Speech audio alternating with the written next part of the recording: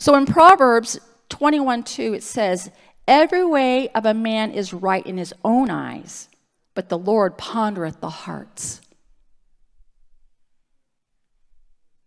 You might think that you're doing what you're supposed to be doing. You might think that you have the way. But he's looking at your heart the whole time. And what I had to add verse 3, to do justice and judgment is more acceptable to the Lord than sacrifice. Remember, obedience is better than sacrifice?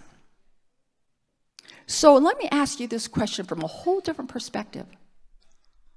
When you come to church, do you feel like you're sacrificing what you could be doing at home? Then, are you really? I mean, or do you think that when you come to work or you have something else that you need to do you think that serving this person, I could really be doing this instead? So you're sacrificing that time. But he says obedience is better than sacrifice. So at some point, all of these things that we view as sacrifices need to be not viewed as sacrifice anymore. It just is our reasonable service. Well, I can't honestly say that I was always doing that.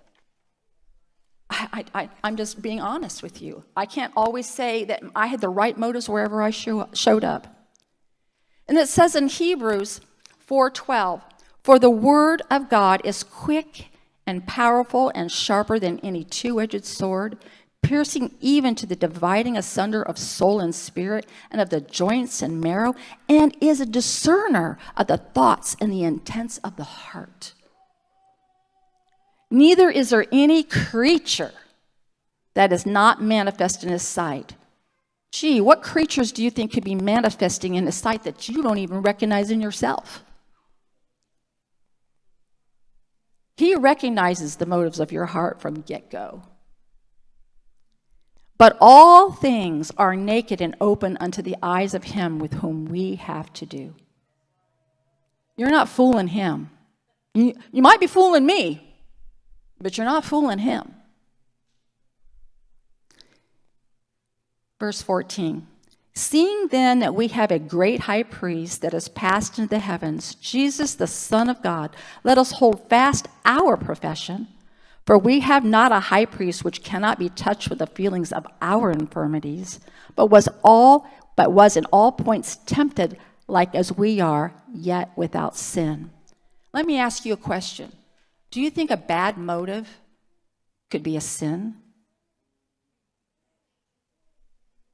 But Jesus was tempted. Look what he did for us, and he never, ever sinned in his motives.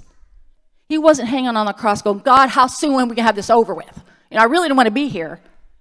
He was not that way. He was feeling every moment and letting God accomplish the work that he had come to do. But part of that accomplishing was not just physical. It was what was happening in his heart. Pushing away the things that would make him feel less than what he was supposed to be doing.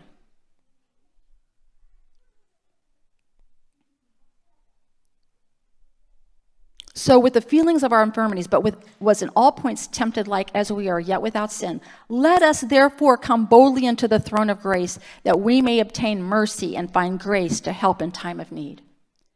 I want you to understand that to live in truth is also to be aware that judgment may need to be given.